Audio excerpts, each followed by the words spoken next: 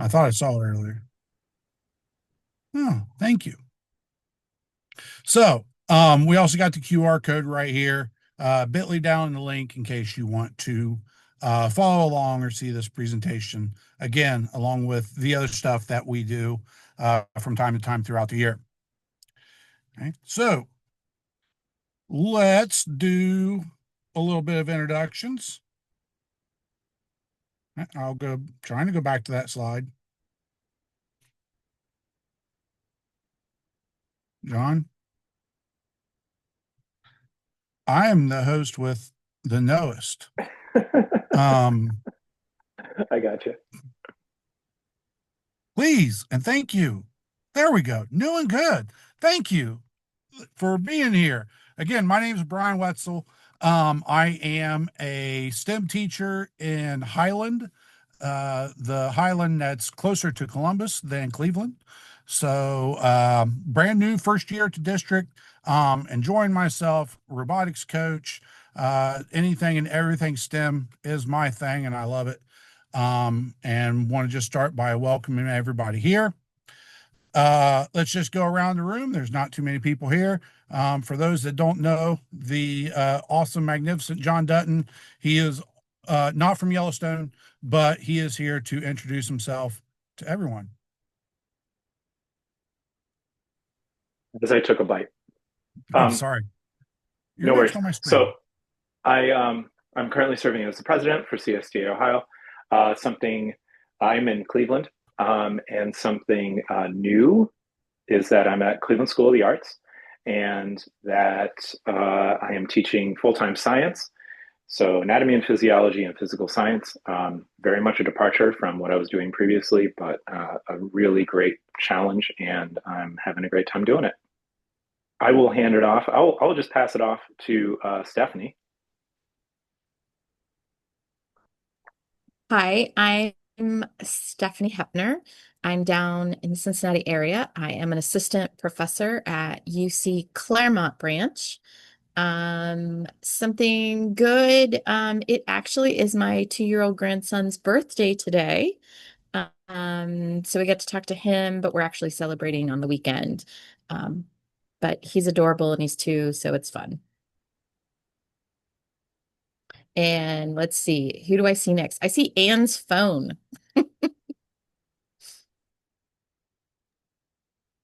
Okay. I'm Ann Fuller. I am communications person and actually hit the limit on our Bitly, Blue Sky, and Buffer last week. So I think I'm out of jail for overusing and overpulsing. But I am a computer science teacher at Dublin Jerome High School. I think I'm on year 27, 28 teaching. So and a good thing is that I'm actually ahead of where I'm supposed to be this school year. Yay.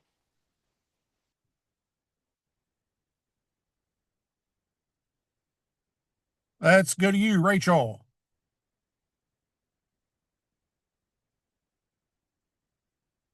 Rachel, you're muted.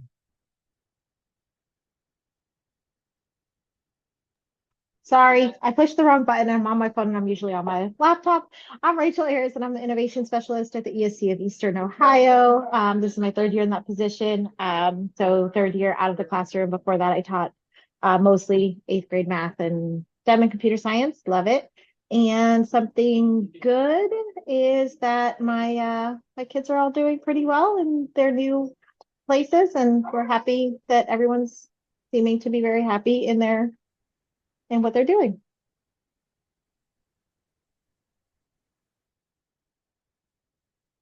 And if I'm not mistaken, I believe the last person on our board, I want to just wrap up with the board first, then have our guests introduce themselves as well. I believe I saw Amanda come in. Yep. Hi, Amanda. Hello. Hi, I'm Amanda O'Mara. I teach at Gilmore Academy up in Northeast Ohio. Um, Something's new to me. This is my first time teaching K to 5 computer science. So the whole last 2.5 months have been new. Um, but I did a couple AI lesson plans with kindergarten from Day of AI. They needed some heavy modification, but the kids got it and they had a lot of fun. So if you haven't looked at those yet, check those out.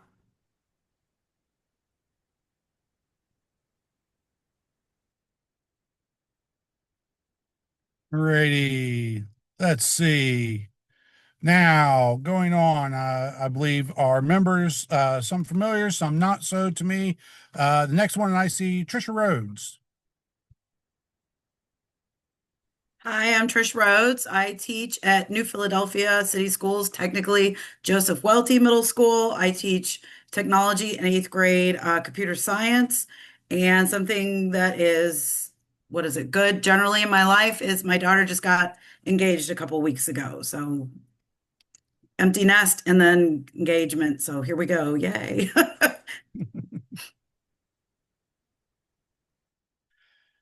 Leslie. Hi, everyone. My dog just wanted to give me a big hug.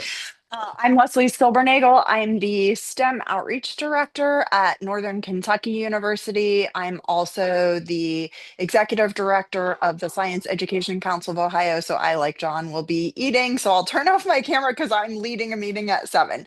So I went to CSTA for the first time and presented over the summer and kind of met John and Rachel and Amanda and just have really enjoyed working with this group. So I'm a science background, but definitely a tech nerd. So happy to join. Tech nerds are our faves. James. Hey everyone, my name's James Stanton. I teach at Maumee High School outside of the Toledo area, and I presented at CSTA. That's where I met most of the folks that I know on here this past summer. And this is my presentation season in October, so that's my good thing. I presented at the 4AI conference outside of Cleveland on Friday, and I'll be presenting at OCTM on Friday morning of this week. So I'll be there Thursday, Friday. If anyone's there, you can say hi.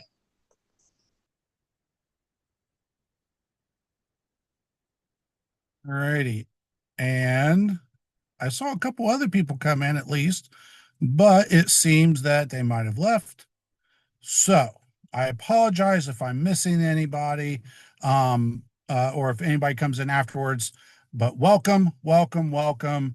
A lot of great things going on around the state, and it's good to see so many parts of our state represented today. So let's move on. Maybe.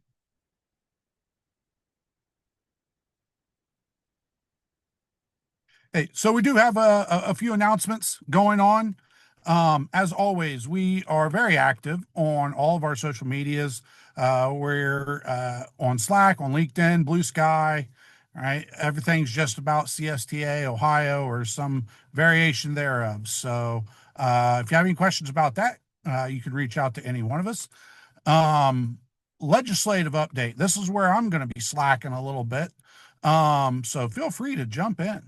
But we have the Teach CS ideas going on. I'm a proud part of that. I'm taking classes for free through CSU, and it's been a great experience so far. So I highly recommend if you're looking for more information about a full endorsement, look into that. The waiver. So This I is can where jump I in and get. explain that. Yes, someone please. So if you have been receiving the CS waiver, you do need to re-up that. So we've been sending out the link in the weekly newsletter. And if you haven't been getting the weekly bulletin, then you can reach out. You can also just find it on ODU's website, the teacher waiver. But you do need to reapply for that. It has automatically expired. But it's being codified in law so that you will basically will have waivers indefinitely. So you can keep just signing up for the waiver. As far as Teach CS funds, those have been approved. So there's $8 million for the next 2 years. including potentially operating costs. So for those of you in institutions of higher ed, at least in Ohio, there is an opportunity to be able to grab those funds to cover more than just the typical like covering tuition. And then there is a grad requirement. Rachel, did you want to? I had a question actually. I've been looking every day and I hadn't seen the application for the Teach CS grant go up yet. Am I looking in the right place or has it just not been posted yet? Great question. I can pester John Wiseman about that. Okay, perfect. Thank you. Well, correct me if I'm wrong. I just applied to CSU. No, I mean And as an institution. As an institution, yeah. As an Okay. institution. Gotcha, My gotcha. ESC is wanting to apply as an institution in partnership with OSLN. All right. And that's going to go through ODHE, but I don't know the best contact, so I'll ask him. Okay, thank you.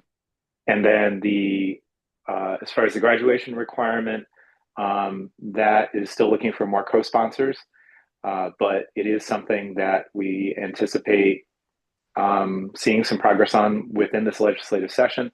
And then there is a January 28th Advocacy Day in Columbus in order to have one-on-ones with legislators, bring students in. We're looking to have hopefully up to 100 students from all around the state who are involved in computer science. We are specifically looking for students and teachers from districts where their representative is on the education committee. So we have that list, but if you're interested in bringing students down or up or across to Columbus, please reach out and we can figure out where you best fit in. And even if you don't obviously fit in, I think as far as being within a district where there's a representative from the education committee, if you're willing to bring a few students and they're good advocates for computer science, then we would love to have you. So that's happening on January 28th, and that's moving pretty quick. All righty. Going to throw out a few shout outs to a couple conferences coming up this week. We have the Inter Alliance Women in IT in Cincinnati. And then we also have the Tri-State STEM Conference going on at North Kentucky University. Many of our members are part of that and giving demonstrations and speeches and lectures about that. So check those out if you're in the area. The CS Summit in coordination with OETC, all right, which is always the second week of. Sorry, I didn't mean to cut you off. I was going to ask if I could speak to that. Go ahead. I'm sorry, Brian. No. So actually, we just had a meeting this week. I'm the representative from CSTA Ohio that's on the OETC task force.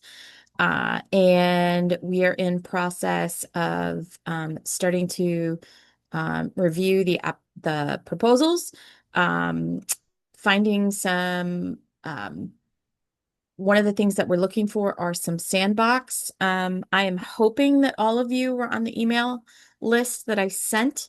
If you did not get an email from me this week and you have an idea of something that you could demonstrate in the sandbox area, we're looking to fill those all 3 days. Specifically, I'd like to find some CS teachers to do CS stuff on the Wednesday because that's going to be in conjunction with our CS Summit. Also, if you submitted a proposal, I need to know, or if you missed submitting a proposal and you have a fantastic idea, we do have a couple spots still open, so you could talk to me about that as well. But it looks like it should be an awesome time. And if you want more information, please contact me. I'll put my email in the chat just in case any of you did not if you didn't get the email from me previously or would like to offer up a sandbox or a proposal. Thanks, Brian. No problem. And along those same lines, right around the same time, we got the Cleveland CS Summit on February 24th. Okay, so a lot of stuff going on throughout the year. And I don't know if John would be the best or someone else Yep. on So uh, so that's happening. advocacy. Yep. Sorry. I can uh, go back about Advocacy Day, but the February 24th is the Cleveland CS Summit. It's at the Midtown Collaboration Center in Cleveland. So if you're in the Cleveland area and you're looking for something that's closer than Columbus and maybe a little bit less expensive, almost free, uh, February 24th is the Cleveland CS Summit. It's from 1 to 7 p.m. We're going to be releasing an RFP very soon. So if you would like to present for that, we would love to have you present. So please be looking out for that coming out very, very, very, very soon as we finalize the details for that. It's going to be a little smaller. We're anticipating 50 to 60 participants. And then again, I'll drop my email in the chat, but if you are looking to bring any students down for Advocacy Day in Columbus on January 28th, please reach out because I can help coordinate that. Back to you, Brian. All right. So, let's see. Our main focus for today is the idea of CS Ed Week. And, right? Yep, maybe. All right. Is CS Ed Week. So we got a couple of people that have joined us that want to help out and give some ideas. CS Ed Week, if I'm not mistaken, is the second week in December, but I do not have the exact dates off the top of my head. Am I correct on that? Thumbs up. Second week in December. Okay. So, excuse me. We like to promote all uses of CS inside and outside of the CS classroom to just bring awareness of the importance of CS. So we have a couple of different things that, like I said, we have people that want to talk about. So Hour of AI, AI, big, big, big in the community now. So, organizers are like Hour of Code has transitioned a little bit or branched out to Hour of AI as well. So, speaking on that, who do we have? Who do we have?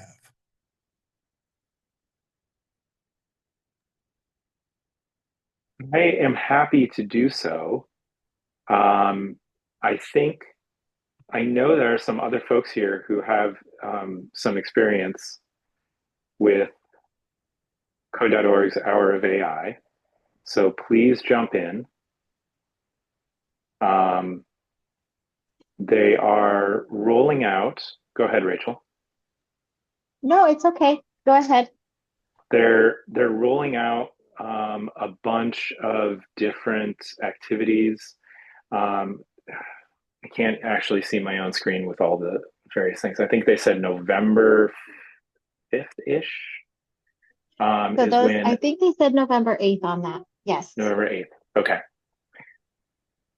Um, so that's when everything is going to get rolled out. And then Amanda dropped in the chat dayofai.org. But basically, Hour of Code is going away and it's just going to be Hour of AI, as the graphic says. So there's a lot of different activities that are being populated right now. It just has these four. But these are pretty good to do with a variety of different audiences. And so I don't know if like we want to walk through one or more of them, like what kind of interest we can go in whatever direction. But Brian, I don't know if you had any particular ideas about like what we want to demo or like just I don't care. It doesn't matter to me. Let's see. I had something else. I haven't seen any of these activities. Amanda also mentioned Ray's, MIT Rays.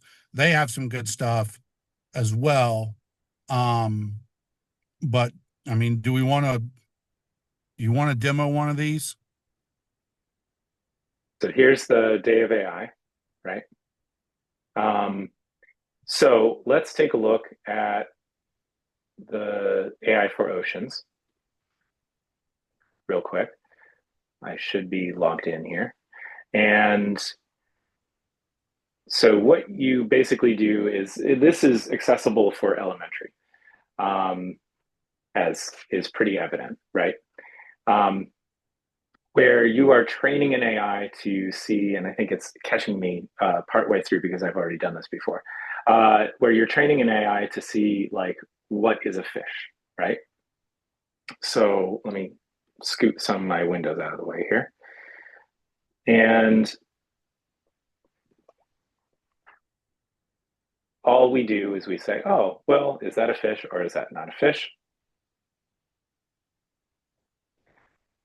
It's making all sorts of bloopy noises to me.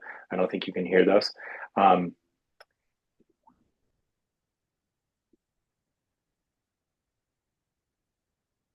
it doesn't let me skip through. There we go. Not a fish. Is that a fish? Everybody? No, it's not a fish. Is that a fish? No. So, kind of fun to do in a class, right? Particularly elementary, although high schoolers enjoy this far more than you might think. And so you get these kind of facts happening as you're moving along, and you begin to understand what's happening as you classify more and more. Okay. And so it kind of tells you what an AI is as you're going along. You have to make a lot of decisions in order to get it trained, but not so many that it becomes ridiculous. And then what happens is you get to this next part, and then it tells you, all right, we're going to make this a little bit more complicated, right? And we're going to actually look in the water and try to see if we can tell the difference between fish and other sea creatures. So it's giving a really gentle introduction to AI, and I'm just skipping around so that you can see the various screens. Does this belong in water? And then it does get into bias with a video, which is obviously very important. So it gets into some of the ethics pretty quickly.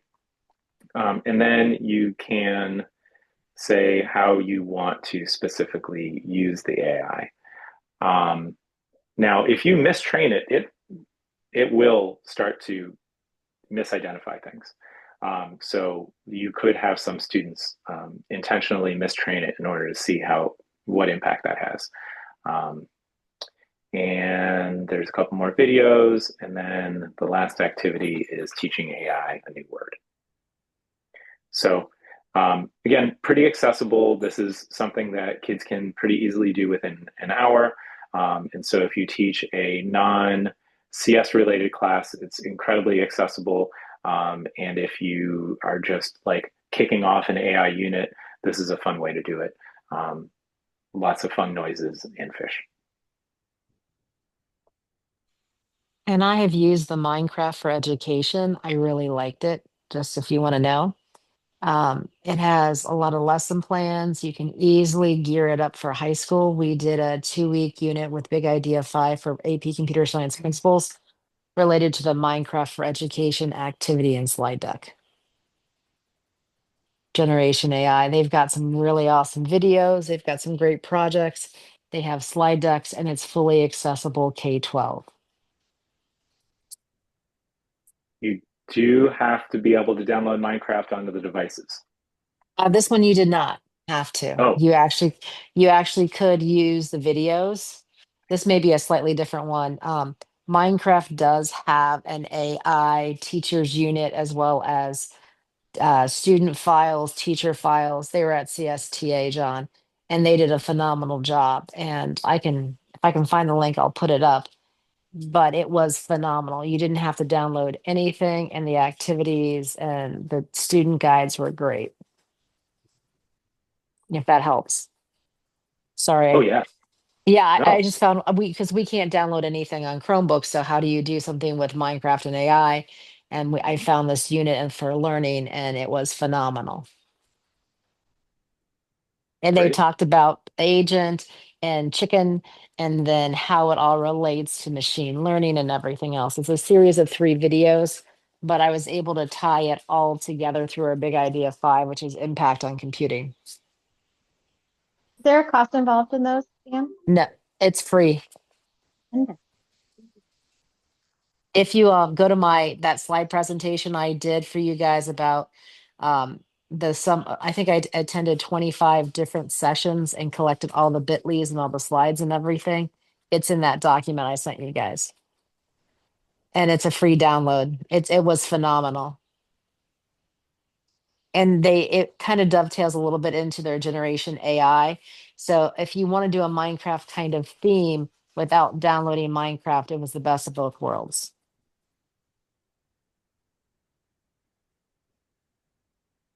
So Stephanie posted the CS Ed Week link.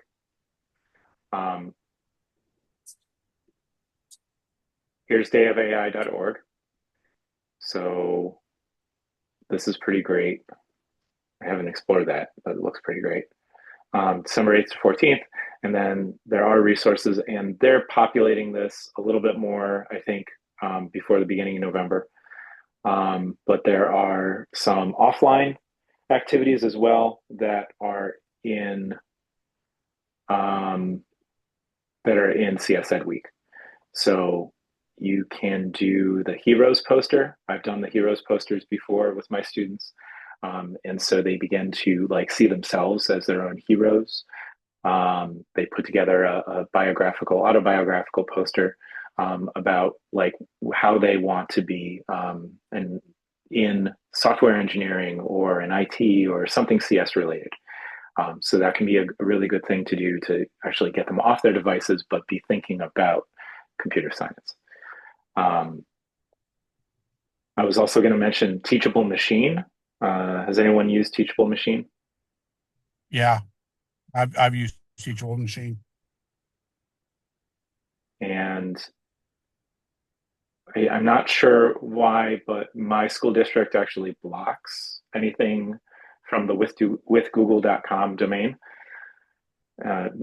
which is a little bit annoying. But Teachable Machine, you can use your camera in order to teach. As the GIF up here shows, you can teach it to recognize objects. You can teach it to recognize poses. You can do a bunch of poses, and then you say, all right, what pose am I doing now? And it will show you a little bit of the internals about a lot of the internals about this is a 60% chance that you're doing a thumbs up. This is a 40% chance that this is a stuffed animal of a cat. And so you actually do all of the training, and the more data you feed it, then the more reliable the results. So students get to see in a essentially no code way how a lot of image recognition algorithms work and how necessary a large amount of data is in order to be able to do that. So again, this is teachablemachine.withgoogle.com. There's also an audio version of that. Yeah, go ahead.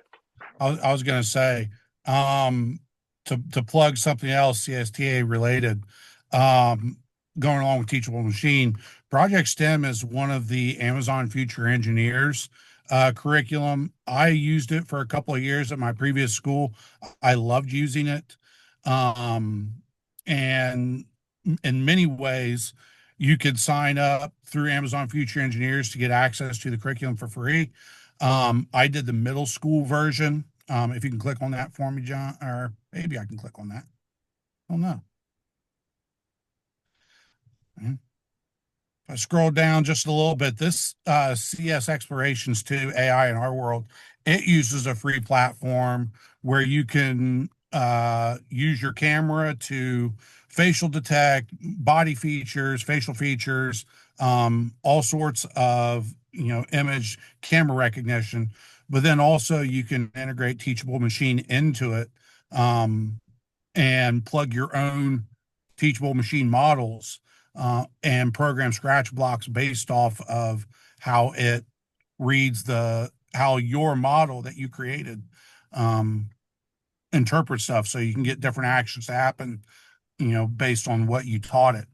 So again, all these cool tools are very linkable together.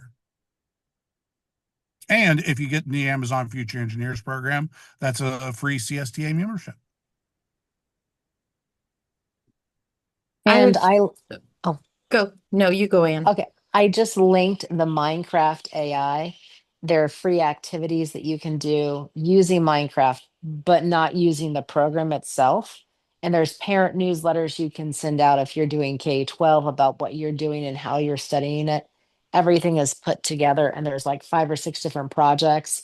I use the Minecraft Exploring AI, and it worked out beautifully for me, which is the AI Foundations. And it was great. The kids actually like Agent and Chicken.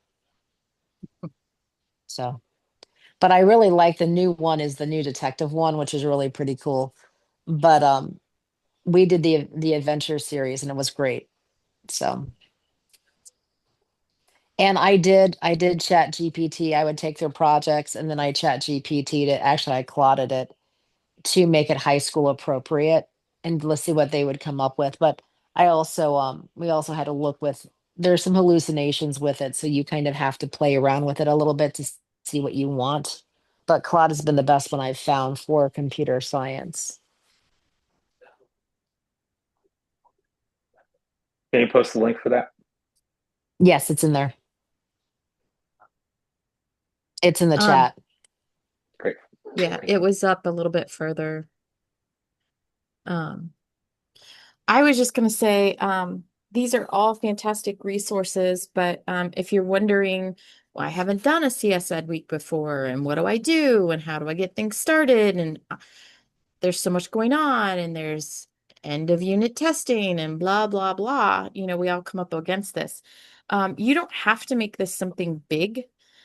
You can do something as simple as, just teaching something new and fun to your students for that day. I mean, CS is fun all the time, but you could do something different with them and make sure they know it's CS Ed week.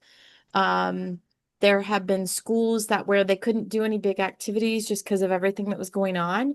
But they had on the daily announcements every day of CS Ed week, one cool CS fact or one cool kind of piece of information. You can also do something along those same lines, but maybe have it as a question, and people who get the answer right are in a little drawing for something if you are able to, give away anything at the end of the week. So it can be as little as something like that, just to get more people talking about computer science. If you're adventurous or you're in a district where maybe you have close proximity to another building, you could always just partner up. When I was in teaching at the high school level, we did some stuff with our elementary students. So it's always fun to go down and there's, of course, all of those, there's CS books that you could even just have your students read to the elementary kids, the Ruby books, some of those other ones. So those are just some ideas if you want to do something, start small. And, it can be as small as a little tidbit every day.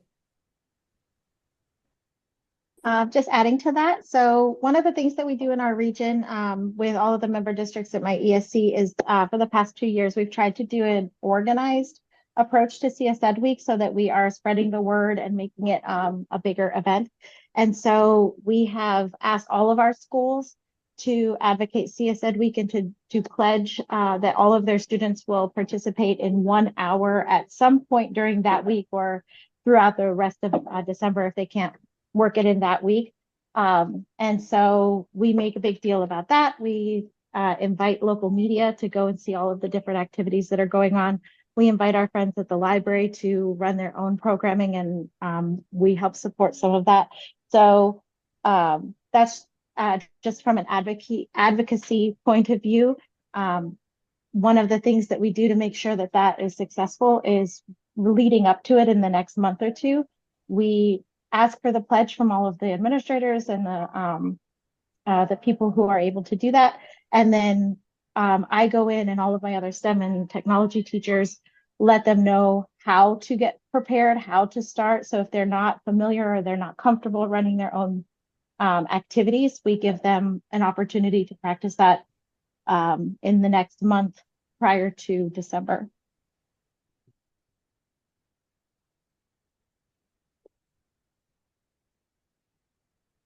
All right. So a lot of good stuff going on. Does anybody else have anything to say about these two before I turn it over to Anne? And she has the Finch box. I just wanted to mention, I lost my train of thought in the middle of writing out my message. But if you're going to use Project STEM, they use that version of Scratch that was just up on the screen that I thought was only accessible through Project STEM, which you have to be a middle school teacher and be eligible for Title I funds in order to be able to be accepted to their program. Rural schools count too. That's how Yeah, I got in. yeah. But if you wanted to use the full AI version of Scratch, because I realized Scratch just rolled out the face sensing blocks to the version that most people know, where you have your account, you can save your stuff, share other projects. Um, Raise did release this out there. They didn't make a big deal out of it, but this has way more AI blocks in it than the regular version.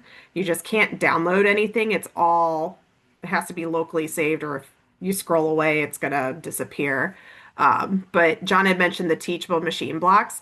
You can go on a teachable machine, train it, and then it gives you a URL that you can bring in. There's a lesson in Project STEM for doing this, but it's not hard to figure out.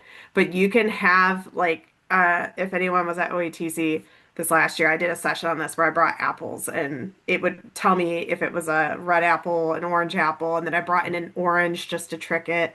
So, like, the kids can actually not only train the machine, but they can integrate it into a Scratch project. And it's all free, at least for now. Um, but I wanted Are, to shout that out. are people not running into problems with DPAs with Scratch? Because like I'm not allowed to use it anymore. That's why I'm curious. My school district sent in the whatever that paperwork is that we have to have for the data agreements. Scratch will not sign any of those. But I went back to my district because they were going to block it, and I explained to them, like, there's no student data being collected whatsoever. I set up all the student usernames. I have control over the passwords. Like, there's no way to be identified. And then I went in a district with Go Guardian, so I can block them from going on to Scratch, and so can the other teachers. So that was how we managed it at my last school. My current school, the kids don't know about Scratch yet because they're K to 5, that no one's taught them that yet. So, but I'm going to use the same method of using Go Guardian to keep them where I want them and letting the teachers know to do the same. And I would say too, even when the kids are creating their own accounts and linking them to your class set, they tell them specifically don't use your first name. You know, your first name, your last name should not be a part of your username. They will Um, delete your account. I got emailed because I had my name and my username, and they told me they were going to delete my account. Yeah, my district just has a really strict policy on it. So if I can't have a DPA, I can't use it. Yeah.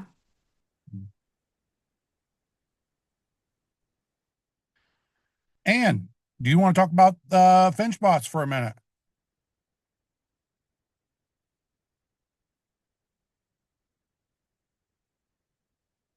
Okay, I'm on my phone and I apologize. I left all my finches at school. It's So all a right. finch bot is a robot that interfaces with a microbit. And from there, you can download code to make your finch bot move around. So if you want to go from a block-based system, it's real easy to do using the microbit using make code. What we also have done is we have linked the FinchBot to Eclipse, so we can actually code in Java connected to the FinchBot, which is pretty cool. Now, those are two different things. My top kids enjoy going ahead and coding with the FinchBot using Eclipse because we have a computer lab still, and we have Eclipse, IntelliJ, and Visual Code Studio installed on all the machines, and we have found Eclipse works the best when we come to the FinchBot. Now, don't, if you want to, you go from a block-based code system where you've got the block drop and drag blocks to JavaScript or Python. The Microsoft Make code will allow you to do that, which is really pretty cool. The other really nice thing about the FinchBot is through Make Code AI, you can go ahead and train your FinchBot for the responses. So you can train it in the X, Y, and Z, and they will actually generate the X, Y, and Z graph. So I went through the FinchBot training this summer, and we made magic wands. So my magic wand could go up, down, left, and right, or I was trying to get it to spell cast for Harry Potter, and it worked really well. Unfortunately, my district blocked Make Code Arcade. When they blocked Make Code Arcade, they blocked my whole entire Make Code system. So we have not been able to use our Finch bots. I have a class set of Finch bots to use with my principal students to go to tag between block-based coding and AI, and I can't use them all. I can't use them at all. So we did, with the workshop, we did do the teachable machine using our Finch bots and our magic wands, and we did the Make Code AI, and I really like the Make Code AI versus the teachable machine. I just am a huge microbit fan because I think it's a great piece of equipment for a very cheap price that you can do a lot K through 5 with, and even onto high school. Second that. Love them. They're my favorite thing since sliced bread. But to have our district block Make Code Arcade, I about cried. I'm like, just because and I like the Go Guardian idea, Amanda. So I'm going to suggest that to them, that we can open up Make Code Arcade. We just Go Guardian it, which makes a lot more sense. But I was just so frustrated because we have this great piece of software and I can't do anything. I'm sorry, hardware and software, and I can't do anything with it. And that's how we would take our high school students down to the elementary school and teach them about microbits and teach them how to code and teach them how to do some of this really cool AI stuff. And we can't, we're blocked. So it was a great workshop. I learned tons, and it was a great way of combining creativity with computer programming, and it was a lot of fun.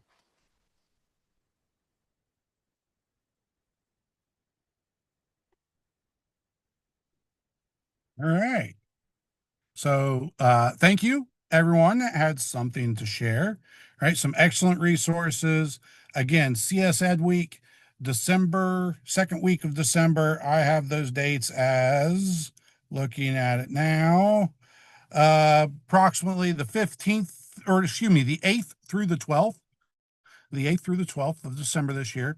And I think just exposing our students to it, more than anything, is what we're looking for. We're not looking for anyone to become the next AI, coding genius, but the idea is just let's expose our students to its capabilities, show them how to use it ethically, and just make them better digital citizens in that respect. Because right now they're big on Chat GPT and using it for papers and code. And I was just talking to my principal today. For every tool out there, there's that was made for a good purpose, someone thinks of 3 terrible ways to use it. So we need to make sure that our students are using those tools properly, and they're not going to do that without some exposure. And just a plug if you want, I did put it in the thing as well. CSTA Maine is doing some type of, I don't know much about it. I just know that it's on November 18th and you can sign up for it. And they're doing a sneak peek of activities and different things you can do. So it sounds like it'll be give you I resources, ideas, and things like that. So that's in the chat as well if you're interested in signing up for that. And I am not a paid whatever. I'm just letting you know because I'm letting you know.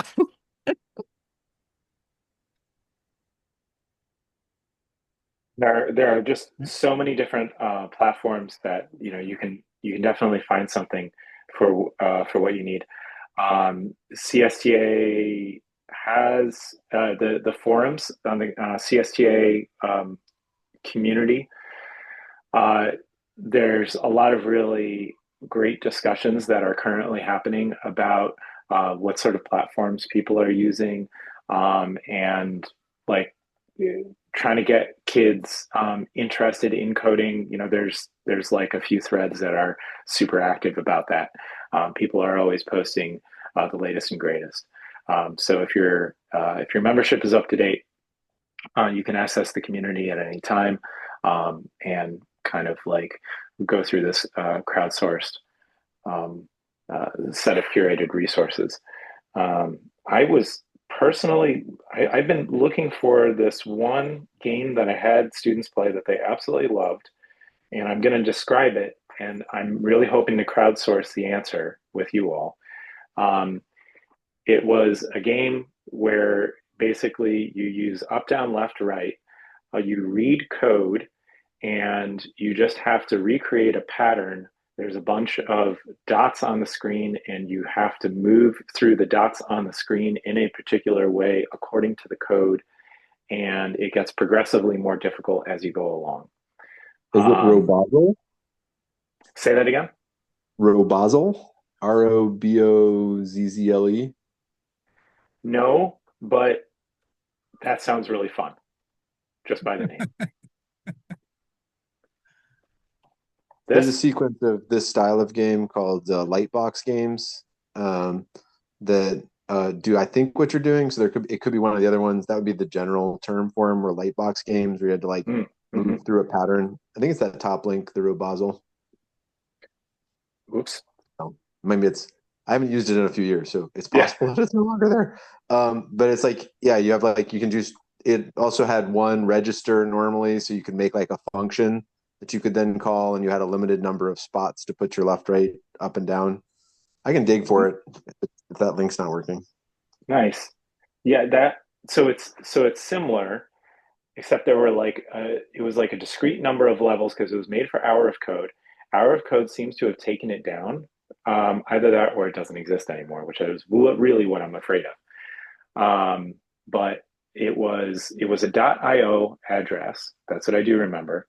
And you could tell it that you wanted to play either for JavaScript or Python. And so the idea was you were presented with code, and then you would learn how to code by interpreting the code that was in front of you, as opposed to trying to generate code from scratch. And so learning looping and learning conditionals and everything else. It was one of those really great introductions, and now I'm very sad that it seems to have not Code Combat, but Code Combat is really good as well. What happens if you explain it in AI and ask them to find it? I was just doing that on my phone, and to no avail. I mean, that's what I was gonna say. I mean, it's not a guarantee, but I figured it was a shot in the dark.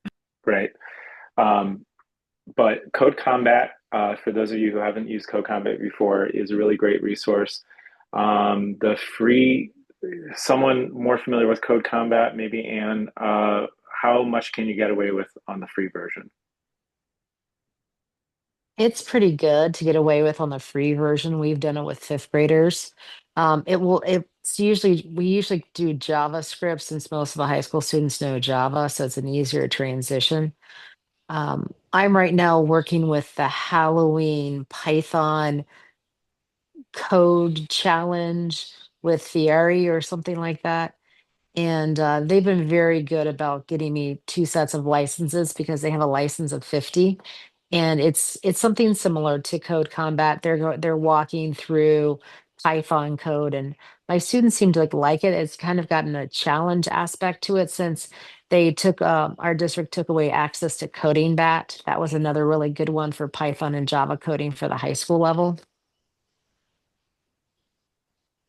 So, and Code Combat, you can you can get away with pretty a decent amount. Sometimes when they first came out, we were working with our special ed population of people who learn differently, and they really enjoy the Code Combat. And we were able to get a free version for a really cheap price, just because we were trying to test it out with a different population of kiddos.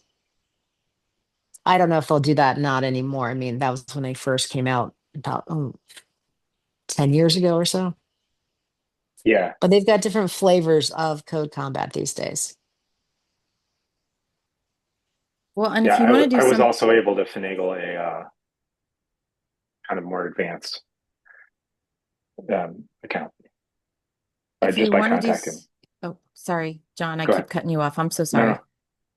go ahead. If you want to do something that's fun plus annoying, um, you can, I mean, it'd be more lower middle school maybe, because you have to use Python.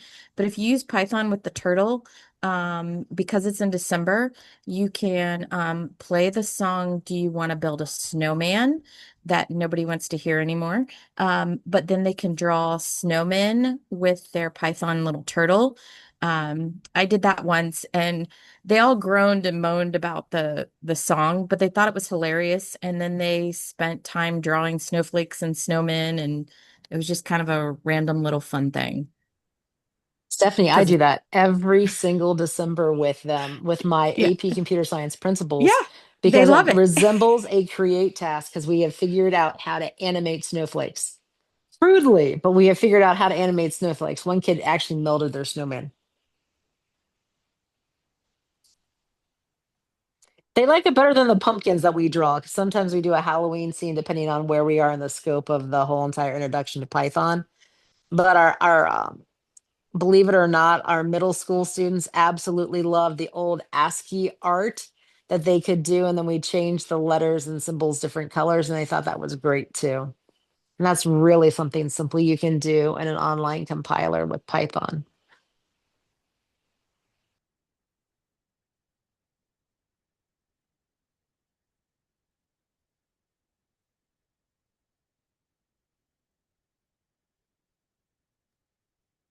At this point, I think it's getting close to the hour. So I think it's been a great conversation. How about you all? Yeah, I have a quick question for the group if I can hop in. Go right ahead. We're doing our tech course of study this. Sorry, my daughter's making a lot of noise. Tech course of study for my school this year, and I'm just looking if anyone has any information they can send me from their district about how they're integrating, especially K-8, with the technology into the classroom. We don't have enough STEM teachers to actually do it, unfortunately, with teachers. So trying to figure out how to integrate it better with our gen ed teachers without overloading them in that specifically K-5 range. So if anyone has any suggestions or resources, they could send me. I'll put my email in the chat. You just email me. That would be awesome, because I'm trying to take it back and make some suggestions for our district. And can you also put the request in the chat? Sure. James, I don't know if you're okay with this. Vicky Sedgwick, I don't know. I worked with her, but I Sedgwick. can't ever say Sedgwick. I can't say her name. I don't know. But she is fabulous with K-8 stuff. And we could share your request with her because she probably has some things. She's not in Ohio, but she's on the national stage. She also runs some K-8 CS podcasts and things like that. So if you're okay with that, I can share your request and your email with her. Yeah, that's fine. As I say, we're just like I've got like a few months to collect stuff, so it's not like a rush. Okay. But yeah, any information we have, I'm gonna take back to the district and we're gonna see what happens because we've got like I mean I do high school, but I'm the only one at the high school level, and then we have like one and a half at the middle school and kind of one at the elementary school. So we're just trying to figure out how we can get a little bit more in. Some of them don't see anything until seventh grade, so we're seeing what we can do to fix that.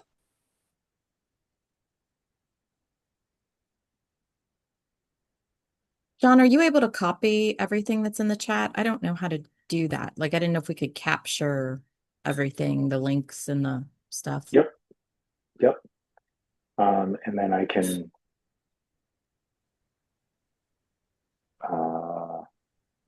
I can post the chat to what's the best way? Like Google Drive?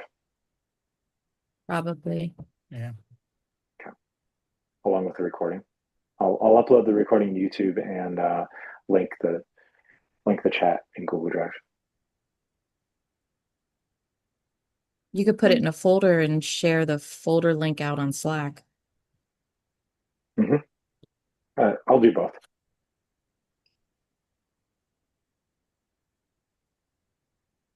All righty.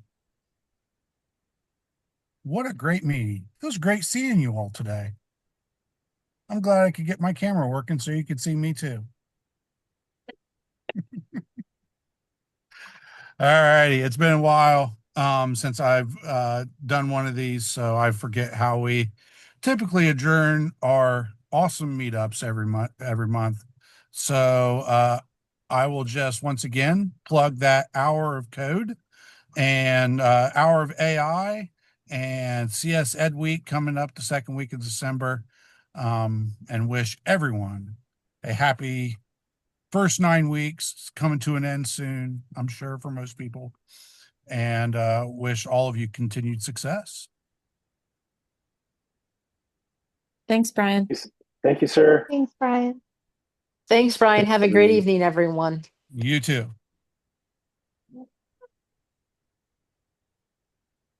Take care, everyone.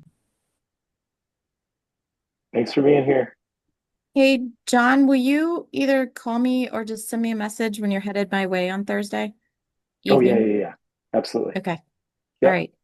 See you guys. Sounds good. Bye. Bye.